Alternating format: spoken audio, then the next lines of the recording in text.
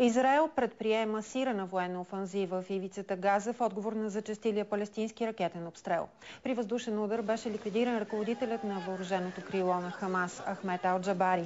Тел Авив заяви, че е готов дори за сухопътна операция. В същото време ракета, изстреляна от ивицата Газа, уби 3 израелци. Съветът за сигурност заседава извънредно тази нощ заради ескалацията на напрежението в Близкия изток. Израел извърши множество ракетни удари срещу цели на Хамас в ивицата Газа от вчера следобед до сега. В операцията участват изтребители F-16, щурмови хеликоптери Апачи и бойни кораби. При израелските атаки в Газа са убити 13 души. Сред тях са 5 членове на въоръженото крило на Хамас, бригадите Изедин Ал-Касам, както и 3 деца и бременна жена. Ранени са над 100 души. В същото време при палестински ракетен удар тази сутрин срещу жилищна сграда в град Кирият Малаши са били убити 3 израелци.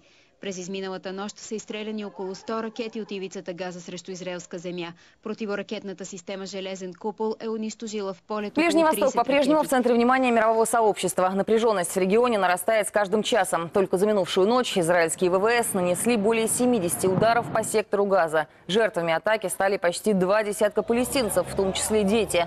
Эта операция – ответ на ракетный обстрел Тель-Авива. В городе впервые за последние 10 лет раздался вой сирен, который вызвал панику у жителей. Между тем, власти Израиля до сих пор не приняли окончательного решения о проведении наземной операции. Продолжается мобилизация резервистов. К границе стягиваются танки и дополнительные подразделения пехоты. Этим утром авиация Израиля нанесла мощные авиаудары по объектам Хамас в секторе Газа. В числе 150 уничтоженных целей несколько полицейских участков и здания Министерства внутренних дел в Газе. Боевики Хамас продолжают ракетный обстрел территории Израиля, несмотря на начавшийся визит в регион премьер-министра Египта. На время его посещения сектора Тель-Авив дал согласие приостановить военную операцию. Официальный Каир называет атаки сил Израиля недопустимой агрессией. Как ожидается, египетский политик пробудет в секторе не более 3-4 часов, после чего прогнозируется новое обострение обстановки.